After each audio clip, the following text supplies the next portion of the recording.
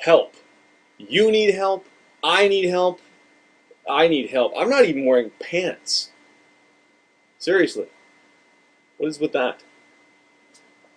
Vim can help. Not with my tailoring problems. But it can help you with your Vim problems because, well, it's Vim.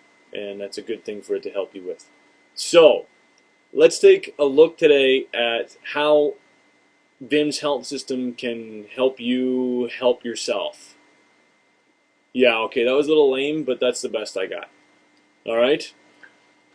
Vim has a sort of hyperlinked help system.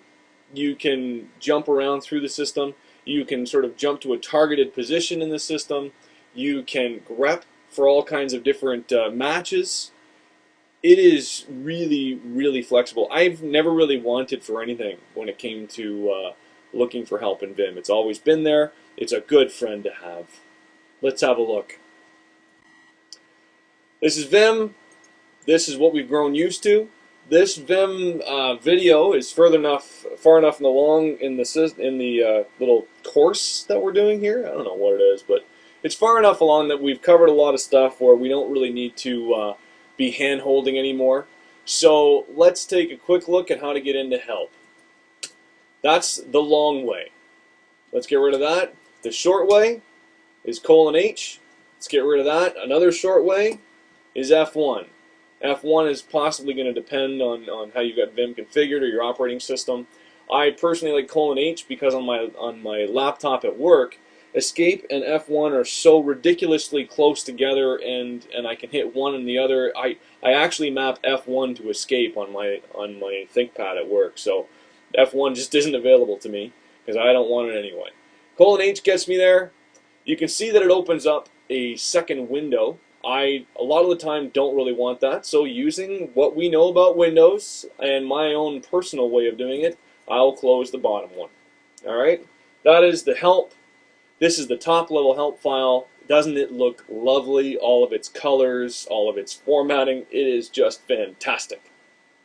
So, if we look at the help, one of the things, well, we see actually kind of really neat stuff. In this big file here, in the top level file, we have a quick reference. Ooh, wouldn't that be fun? You can just read over that. A tutor. Yeah, I hope you guys are kind of beyond the tutor at this point, but, you know, maybe not. Maybe you can get something out of it. Have a look. Vim on the World Wide Web. But the question is, how do you get to these things? Well, that's an interesting question. I did promise that Vim was hyperlinked in its help, so let's see how we hyperjump, hyperlink, hyperjump, move around. Ha! Control, right square bracket, moves us to the thing we have been sitting on. You can then navigate as you normally would, Control D, Control U, Control F, whatever you want to do. Okay? But you want to go back. Says, no, this isn't interesting me. Let's go back to where I was. That is Control T. You can then go to the table of contents. Maybe you want to see that, so you jump to there. And wow, doesn't that look, well, somewhat familiar? Okay? So we can then just jump to any of these things we want. We want to talk about the undo tree. Okay, we'll go there. Neat. We'll go back. We will have a look at, oh, I don't know, moving around. It's kind of nice. And you've got all these things here. You can actually, these are more sections. You can jump to these. You can jump within a file, outside of the file. You can jump all over the place. Okay? So that's kind of how you jump around. But obviously, when we look at Vim and we look at its help system, you'll eventually get used to the fact that there are literally thousands of lines of help. So I think tens of thousands of lines. Finding what you want is not necessarily easy when you're presented with that much documentation. And no big surprise, Vim is quite aware of this, and so it has a neat feature for you. One of them is you can type help and just what is known as a tag. We'll call it a subject for the moment, but it's a tag. So let's say I want to look for help on the WinDo command. It jumps me right there. It has changed files, and it has put the cursor on the line and the cursor position of the tag. This is the tag. Okay? A tagging system is how Vim indexes all of your files. It's it's something that we won't be talking about immediately. We'll be talking about it very, very soon in the runtime section. But Vim keeps a tag file in the documentation directory that you can regenerate whenever you want to, and you need to when you're installing more plugins and you're actually enhancing Vim's functionality with some extensions. You need to regenerate the documentation tags so it can index the full set. So we're jumping to tags when we do that. And whenever we go on a hyperlink, we're also jumping to tags. This list commands here, I can jump to that. That's a tag. Okay, that actually is a feature that you can compile into Vim. So there are also other types of tags you can jump to as well. This is another tag. Event ignore is a setting, and I can jump to that. Okay, settings are enclosed in single quotes. Commands are enclosed or are prepended with the colon for Windu, for instance, right? You have functions which actually have brackets at the end, okay? And there's a few other things too, but these are the major things that we want to be worried about. Now, there's a setting that we need to look at right away called wild menu. I'm going to type the whole thing in. I didn't need to do that, but I'm going to type the whole thing in. Just go to help wild menu. This I forgot all about, and I was recently reminded that this is not defaulted to on in Vim, but it is an absolute essential thing to have in my mind. And what it allows you to do is turn on some nice command line completion. Let's take a quick overview of what this looks like, or this section of documentation looks like. This is the tag section. So these are all the tags. You could type in any of these things, or even a subset thereof actually, and it would match this section. This is where the documentation actually begins. You can see that it is a setting. That's how we know it's in these single quotes. That's its full name. Okay. This is its short form. You can also set them off with no wild menu and no WMNU. We can see that it is a Boolean, so it is just on or it's off. In Vim, we set that with set wild menu. Sorry, wild menu. You're seeing I'm tabbing, and I'm actually making use of the wild menu now. I'll talk about that in a second. But you can say wild menu, or you can say set no wild menu, and that's turning it off. Okay? I always set it to on.